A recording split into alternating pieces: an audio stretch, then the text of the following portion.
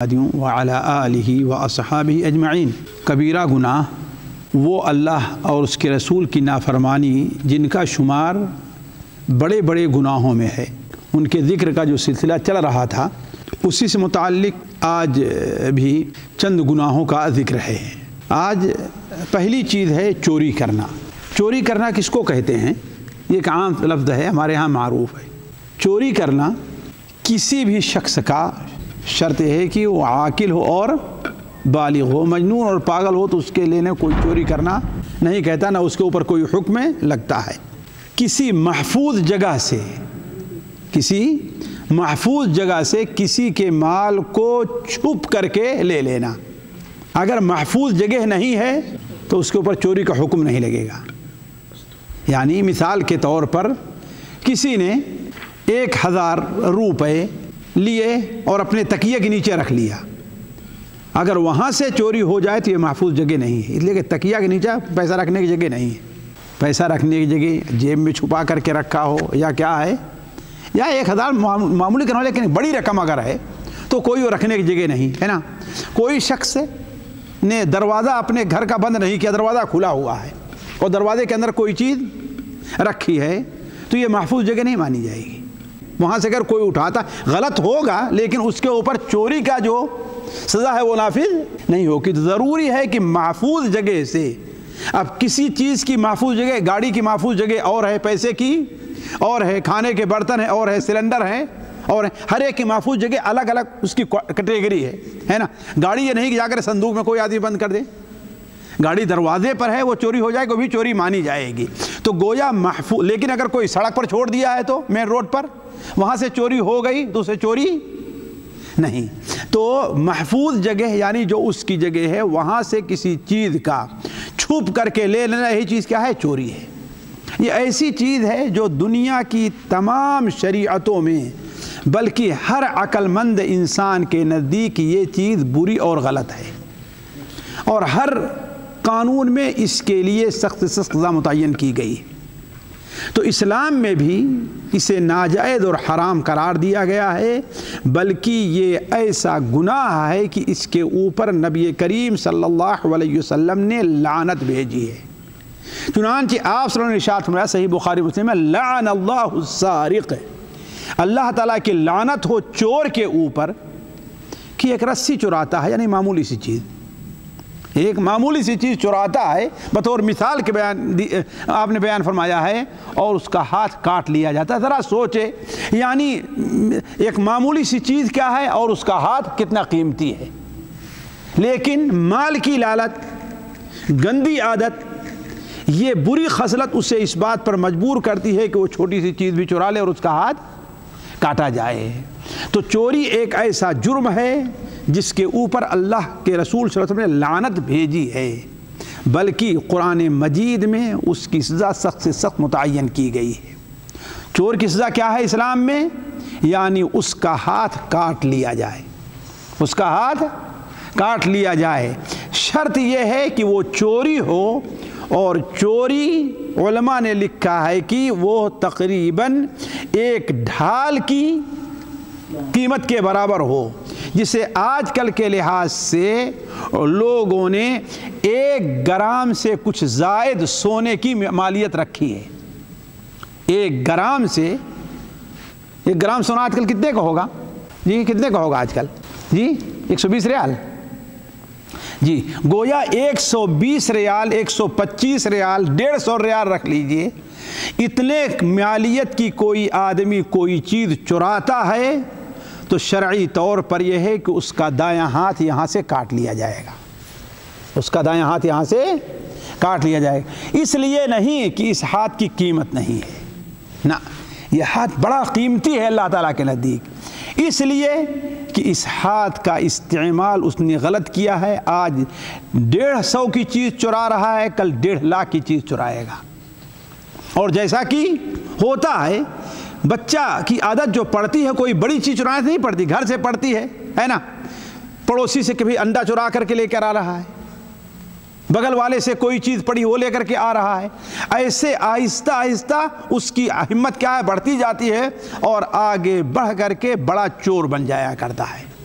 تو اللہ تعالیٰ فرماتا ہے کہ والسارق والسارقۃ فاقطعوا ایدیہما جزاء بما کسبا نکالا من اللہ، چور مرد ہے یا عورت، ان کے ہاتھ کو کاٹ لو، اس کی سزا ہے یہ، جزاء بما کسبا، یہ ان کے اس گناہ کی، اس کام کی سزا ہے، نکالا من اللہ، اللہ تعالیٰ کی طرف سے یہ سخت ہے۔ کیوں؟ اس لیے کہ اللہ تبارک و تعالیٰ نے کسی کے بھی جان کو، مال کو، عزت کو، جان کو، مال کو، عزت کو، دین کو اور عقل کو، یہ 5 چیزیں ہیں جس کی حفاظت کی ذمہ داری اسلام لیتا ہے۔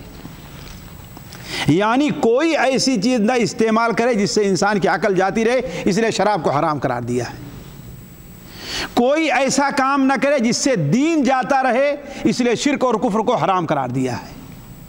کوئی ایسا کام نہ کرے جس سے کسی کی جان جائے، اس لیے اللہ تعالیٰ نے قتل کو حرام قرار دیا ہے۔ کوئی ایسا کام نہ کرے جس سے کسی کی عزت جائے، اسی لیے اللہ تبارک و تعالیٰ نے گالی دینا اور زنا کرنے کو حرام قرار دیا ہے۔ کوئی ایسا کام نہ ہو جس سے کسی کا مال جائے، اسی لیے چوری اور لوٹنے کو اسلام نے حرام قرار دیا ہے۔ تو جزاء بما کسبا، یہ اس کا بدلہ ہے، نکالا من اللہ، اللہ تعالیٰ کی طرف سے یہ اس کے لیے سخت سزا ہے۔ چوری ساتھیوں، ہر قسم کی چوری غلط ہے، لیکن بعض چوریاں ایسی ہیں جو شریعت کے اندر بڑی قبیح ہیں، بہت بڑا گناہ ہے۔ مثال کے طور پر کوئی آدمی کسی یتیم، مجبور، پریشان حال ایک شخص کے پاس علاج کے لیے پیسہ نہیں ہے، اس نے کسی سے قرض لیا رکھا ہے، اب اس کے جیب سے نکال لیجئے، ظاہر بات یہ چوری کیا ہے، بہت بری مانی جائے گی۔ ایک آدمی چوری کرے کہیں اور دور جا کر کے دوسرے محلے میں، اور وہ چوری کرے اپنے پڑوسی کے گھر سے، ظاہر بات یہ بہت بڑی، کیوں؟ پڑوسی کی حفاظت تمہارے اوپر واجب ہے۔ اسی لیے تو نبی کریم صلی اللہ علیہ وسلم نے صحابہ سے پوچھا کہ یہ بتاؤ کہ تم چوری کے بارے میں کیا کہتے ہو؟ صحابہ نے کہا کہ اللہ نے، اس کے رسول نے حرام قرار دیا، یہ حرام کام ہے، ناجائز کام ہے۔ آپ نے فرمایا 10 گھروں میں چوری کرنا آسان ہے اس سے کہ کوئی اپنے پڑوسی کے گھر سے چوری کرے، اپنے پڑوسی کے گھر سے چوری کرے۔ اسی طریقے سے جو آدمی جتنا قابل احترام ہوگا خصوصاً اللہ تعالیٰ کے نزدیک، اس کے مال کی چوری اتنی ہی زیادہ اللہ تعالیٰ کو ناپسند ہوگی۔ چنانچہ صحیح مسلم شریف وغیرہ میں ہے کہ آپ صلی اللہ علیہ وسلم نے ایک بار آپ کو جہنم دکھائی دی، جس میں آپ نے دیکھا کہ ایک شخص ہے جہنم میں گھوم رہا ہے اور اپنے ہتھیلیاں گھسیٹ رہا ہے، چیخ رہا ہے، چلا رہا ہے۔ آپ نے پوچھا یہ کون ہے؟ کہا یہ وہ شخص ہے جو حج کے موسم میں ایک لکڑی لیتا تھا اور اس کے اوپر نوک بنایا ہوا تھا، لے کے چلتا رہتا تھا، حاجیوں جو بغل گزر رہے ہیں ان کے سامان سے لگے اور لے کر کے چلا جاتا تھا۔ اگر کوئی اس سے پوچھتا کہ بھائی یہ کیا کر رہے ہو، ارے میں نہیں کہا، وہ اس میں اٹک گیا، چلا جا رہا ہے، اور اگر کسی نے نہیں دیکھا تو لے کر کے چلا جاتا تھا۔ تو گویا یہ حاجیوں کی چوری کرتا تھا۔ اس کی کتنی بڑی سزا ہوئی کہ عالم برزخ کے اندر بھی، ابھی جہنم میں جانے کا موقع نہیں، وقت نہیں آیا، عالم برزخ میں بھی اس کے اوپر سزا ہو رہی ہے۔ تو چوری کی بعد ایسی صورتیں ہیں جو زیادہ کبھی ہیں، وہ کتنے منحوس اور بدبخت ہیں وہ لوگ۔ اب آپ سوچئے کہ حرمین شریفین میں چوری کرتے ہیں، حرمین شریفین میں کتنے بڑے جرم کا ارتکاب وہ لوگ کر رہے ہیں۔ دوسری چیز آیا، دوسرا گناہ آج جو ہے وہ چوری ہی سے ملتا جلتا ہے، لیکن ایک خاص قسم کی چوری ہے۔ وہ کیا ہے؟ مال غنیمت میں خیانت۔ مال غنیمت میں خیانت۔ مال غنیمت ہے کیا؟ وہ مال جو کافروں سے جہاد میں غلبے کے بعد حاصل ہوتا ہے، وہ مال غنیمت کہلاتا ہے، وہ مال غنیمت کہلاتا ہے۔ اس میں اللہ اور اس کے رسول کا بھی حق ہے، اور جو مجاہدین تھے، لڑائی میں شریک تھے، ان کا بھی حق ہے۔ وَاعْلَمُوا أَنَّمَا غَنِمْتُمْ فَأَنَّ لِلَّهِ خُمُسَهُ وَلِرَسُولِهِ، جو مال غنیمت تم نے لیا ہے اس میں سے ایک پانچواں حصہ کیا اللہ اور اس کے رسول کا ہے۔ اب کوئی شخص مال غنیمت ابھی تقسیم نہیں ہوا اور ان میں سے چھپا کر کوئی چیز لے لے، یہی چیز مال غنیمت میں خیانت کہلاتی ہے، اور جسے قرآن اور حدیث میں غلول کہا گیا ہے۔ غلول یعنی چپکے سے کیا ہے اس میں سے کوئی چیز کھینچ لینا، یہ بھی گناہ کبیرہ میں داخل ہے۔ ما کان لنبی ان یغل ومن یغلل یأتی بما غل یوم القیامہ، کسی نبی کی شان نہیں ہے کہ وہ خیانت کرے، غلول سے کام لے۔ جو غلول سے کام لیتا ہے، جو کچھ بھی لے رہا ہے، اسے قیامت دن اپنے ساتھ میں لے کر کے حاضر ہوگا۔ تو یہ بہت بڑا گناہ ہے۔ نبی کریم صلی اللہ علیہ وسلم جب غزوہ خیبر سے فارغ ہوئے تو وہاں پر آپ کو کسی شخص نے ایک غلام لا کر کے آپ کو ہدیہ دیا جس کا نام مدعم تھا۔ وہ نبی کریم صلی اللہ علیہ وسلم کے جو سامان تھا، سواری تھی، اس کو لے کر کے چلتا تھا۔ آپ صلی اللہ علیہ وسلم جب غزوہ خیبر سے فارغ ہوئے تو وہاں سے فارغ ہونے کے بعد آپ وادی القرا، جسے آج علا کہتے ہیں، العلا کہتے ہیں، وہاں تشریف لے گئے۔ وہاں یہودیوں کی ایک بستی تھی، آپ نے اس کے اوپر حملہ کیا۔ ابھی وہاں پہنچ ہی رہے تھے، سامان رکھ رہے تھے کہ آپ کے غلام نے آپ کا سامان اتار کر رکھنا چاہا۔ اتنے میں کہیں سے دشمن تاڑ میں تھا، ایک تیر مارا۔ لوگ نہیں سمجھ پائے کس نے مارا ہے، وہ تیر آ کر کے اسے لگا اور یہ مر گیا۔ کون؟ یہ غلام۔ صحابہ کرام نے جب اسے دیکھا تو کہا اے اللہ کے رسول صلی اللہ علیہ وسلم، اسے شہادت مبارک ہو، شہید ہونا اس کے لیے مبارک ہو۔ آپ نے فرمایا کلا، ہرگز نہیں، اسے شہادت کا مقام ملنے والا نہیں ہے۔ کیوں؟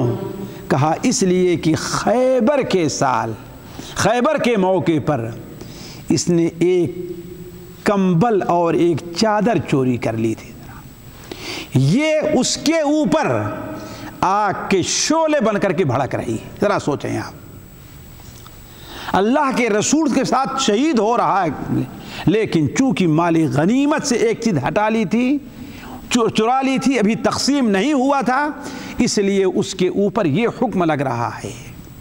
اور یہ بات مال غنیمت ہی نہیں ہے، علماء نے اسی پر ہر اس مال کو قیاس کیا ہے جس میں تمام لوگوں کا حصہ ہے۔ مثال کے طور پر زکوٰۃ کا مال اصول ہوا اور کہیں رکھا گیا ہے، ایک شخص جو زکوٰۃ کا مال اصول کرتا ہے، پورا مال لا کر کے نہیں دیتا بلکہ اس میں سے اپنے لیے کچھ بچا کر کے رکھ لیتا ہے۔ کوئی قومی فنڈ ہے، اس کے لیے پیسہ جمع ہوتا ہے، اس کے جو ذمہ دار ہیں وہ سارا پیسہ ظاہر نہیں کرتے بلکہ کچھ اپنے لیے ہڑپ لیتے ہیں۔ مدرسہ ہے، اسکول ہے، یتیم خانہ ہے، اس کے لیے جو پیسہ جمع ہو رہا ہے، اگر اس میں سے کوئی آدمی اگر نگراں بنایا جائے اس کے اوپر، اگر نگراں نہیں تو چوری مانی جائے گی، لیکن نگراں بنایا جائے جس کا ہاتھ وہاں تک پہنچتا ہے، اگر وہ لے لے تو یہی چیز کیا کہلاتی ہے؟ غلول، مال غنیمت میں خیانت کہلاتی ہے۔ یہ سارے لوگ اسی زمرے کے اندر آئیں گے۔ تیسری چیز آج کی جو ہے وہ ہے ڈاکہ ڈالنا۔ ڈاکہ ڈالنا ہم اور آپ اچھی طریقے سے سمجھتے ہیں، ڈکیتی۔ آج کی اصطلاح میں اسے دہشت گردی کہہ سکتے ہیں۔ کیا کہہ سکتے ہیں؟ دہشت گردی، یعنی انسان اپنی طاقت اور اپنے ہتھیار کے زور پر، اپنی طاقت اور اپنے ہتھیار کے زور پر کسی کے مال کو زبردستی لے لے۔ طاقت اور ہتھیار کے ذریعے کسی کا مال زبردستی چھین لے تو یہی چیز کیا ہے؟ ڈاکہ ڈالنا ہے اور لوگوں کو خوف دلانا ہے۔ یہ چیز بھی شریعت کی نظر میں بہت بری ہے اور اس کے اوپر شریعت میں سخت سے سخت گناہ، شاید اتنا سخت گناہ کسی اور پر نہیں رکھے گئے ہیں جتنا اس ڈاکہ زنی، رہ زنی، ڈکیتی اور دہشت گردی پر سزا رکھی گئی ہے۔ مثال کے طور پر اللہ تبارک تعالیٰ ارشاد فرماتا ہے انما جزاء الذین یحاربون اللہ ورسولہ ویسعون فی الارض فسادا، ان لوگوں کا بدلہ اس کے سوا اور کچھ نہیں ہے۔ کن لوگوں کا؟ جو اللہ اور اس کے رسول سے لڑائی کرتے ہیں، اس سے مراد علماء نے قطع طریق، رہزنی اور ڈکیتی مراد لیا ہے۔ وَيَسْعَوْنَ فِي الْأَرْضِ فَسَادًا، اور زمین میں فساد مچاتے پھرتے رہتے ہیں، کسی کو مارنا ہے، کسی کو قتل کرنا ہے، کسی کا مال لوٹ لینا ہے، کہیں پر جو ہے لوگوں کو ڈرانا ہے، دھمکانا ہے، جیسا کہ آج کل ہمارے بدقسمتی سے حکام چاہے ہمارے جس ملک کے ہوں، ہمارے ملکوں میں خصوصاً وہاں کے حکام کا جو شیوا ہے، اور اسی بنیاد پر وہ لوگ الیکشن میں کامیاب بھی ہوتے ہیں، اسی لیے ڈاکوؤں کی اور فساد مچانے والوں کی اور دہشت گردوں کی پشت پناہی کرتے ہیں۔ تو اللہ تعالیٰ فرماتا ہے ان کا بدلہ اس کے سوا کچھ بھی نہیں ہے۔ کن کا بدلہ؟ جو اللہ اور اس کے رسول سے لڑائی کرتے ہیں، زمین میں فساد مچاتے پھرتے رہتے ہیں، ان کا بدلہ کیا ہے؟ ان یقتلوا، یہ کہ ان کے ٹکڑے ٹکڑے کر دیے جائیں، انہیں قتل کر دیا جائے، او یصلبوا، یا کہ انہیں سولی پر لٹکا دیا جائے، ان یقتلوا او یصلبوا او تقطع ایدیہم وارجلہم، یا ان کے ہاتھ اور پیر کو مختلف سمت سے کاٹ دیے جائیں، یعنی دایاں ہاتھ اور بایاں پیر، یا بایاں ہاتھ اور دایاں پیر، یعنی صرف ہاتھ کاٹنے پر نہیں، صرف پیر کاٹنے پر نہیں، یہ نہیں کہ ایک ہی طرف سے نہیں، بلکہ تاکہ پوری تکلیف محسوس کرے، اس طرف بھی اور اس طرف بھی، ان کے دائیں ہاتھ کو بائیں پیر کو، یا بائیں ہاتھ کو اور دائیں پیر کو کاٹ دیا جائے، او ینفوا من الارض، یا کہ انہیں کیا کیا جائے؟ زمین شہر سے بدر کر دیا جائے، بھگا دیا جائے اپنے علاقے سے۔ کیوں؟ ذالک لہم خزی فی الدنیا، یہ رسوائی دنیا میں ان کا بدلہ ہے، وَلَهُمْ فِي الْآخِرَةِ عَذَابٌ عَظِيمٌ، اور آخرت میں ان کے لیے بڑا ہی بھیانک اور دردناک عذاب ہے۔ ذرا غور کریں، اللہ تبارک و تعالیٰ نے دہشت گردی، ڈاکہ ڈالنے والے، فساد مچانے والوں کی سزا کیا رکھی ہے؟ ایک رکھی ہے انہیں قتل کر دیا جائے، ان کے ٹکڑے ٹکڑے کر دیے جائیں۔ دوسری سزا یہ رکھی ہے کہ انہیں کیا کیا جائے؟ سولی ان کو دے دی جائے۔ تیسری سزا کیا ہے؟ کہ مختلف سم سے ان کے ہاتھ اور پیر کاٹ دیے جائیں، اور چوتھی سزا یہ ہے کہ انہیں شہر بدر کر دیا جائے۔ علماء کہتے ہیں اس آیت کی تفسیر میں کہ یہ ان کے حالات اور جرم کی سنگینی کے پیش نظر ہوگا۔ مثال کے طور پر اگر کوئی شخص نہ مارتا ہے نہ لوٹتا ہے، یا مار نہیں سکا، لوٹ نہیں سکا، صرف وہ دہشت پھیلا رہا ہے، لوگوں کو ڈرا دھمکا رہا ہے، تو اس کی سزا یہ ہے کہ اسے شہر بدر کر دیا جائے، اس شہر میں اسے رہنے نہ دیا جائے۔ لیکن اگر ایسے کام کرتے ہوئے وہ قتل کرتا ہے اور مال نہیں لے پاتا، تو اس کی سزا یہ ہے کہ اسے قتل کر دیا جائے، اور قتل بھی کرتا ہے مال بھی لیتا ہے، قتل بھی کرتا ہے مال بھی لیتا ہے، تو اس کی سزا یہ ہے کہ اسے سولی پر لٹکا دیا جائے، اسے سولی پر لٹکا دیا جائے۔ اور اگر صرف مال لیتا ہے، قتل نہیں کرتا، یعنی صرف ڈاکہ ڈالتا ہے اور معمولی سا مارتا ہے، یعنی خون وغیرہ نہیں بہاتا، تو اس کے مختلف سم سے اس کے ہاتھ اور پیر کاٹ دیے جائیں، یعنی اس کے دائیں ہاتھ کو اور بائیں پیر کو، یا بائیں ہاتھ کو اور دائیں پیر کو کاٹ دیا جائے۔ یہ ان کا بدلہ ہے جو لوگ زمین کے اندر فتنہ فساد مچاتے ہیں، جس میں ڈاکو، دہشت گرد اور لوگوں کو ہراساں کرنے والے لوگ شامل ہیں، اور یہی ہیں حقیقت میں جنہیں شریعت کے اندر فسادی اور دہشت گرد کہا گیا ہے۔ وہ لوگ نہیں ہیں جو لوگوں کو دین کی دعوت دیں اور دین کی تبلیغ کریں۔ آج کی حکومتیں ایسے لوگوں کو جو دین کی دعوت دیتے ہیں انہیں تو دہشت گرد قرار دیتی ہیں، اور جن ڈاکوؤں اور گنڈوں کے ذریعے ان کی مدد سے اپنی حکومت میں آتے ہیں انہیں دیش بھکت اور ملک کا دوست اور اپنا دوست سمجھتے ہیں، تو وہ حقیقت میں دوست نہیں بلکہ حقیقت میں دہشت گرد وہی لوگ ہیں۔ تو آج کے یہ 3 گناہ ہیں جنہیں علماء نے کبائر میں شمار کیا ہے۔ وہ کیا ہیں؟ چوری کرنا ہے، جیسا کہ آپ نے صراحتاً بیان فرمایا کہ چوری، مسند احمد میں ہے کہ چوری کبائر 4 ہیں۔ شرک باللہ ہے، اور اس میں آپ نے ایک چیز کیا ذکر فرمائی؟ چوری کرنا بھی ہے۔ اور دوسرا چوری ہی سے ملتی جلتی لیکن خاص قسم کی چوری ہے، وہ مال غنیمت یا مال عام میں خیانت ہے۔ اور تیسری چیز ڈاکہ ڈالنا اور رہزنی ہے۔ اللہ تعالی ہمیں اور آپ کو اپنی نافرمانی کے ہر کام سے محفوظ رکھے اور ہر ایسے کام کی توفیق عطا فرمائے جو رب کی رضا کا ہو۔ سبحانک اللہم و بحمدک، اشہد ان لا الہ الا انت، استغفرک و اتوب الیک۔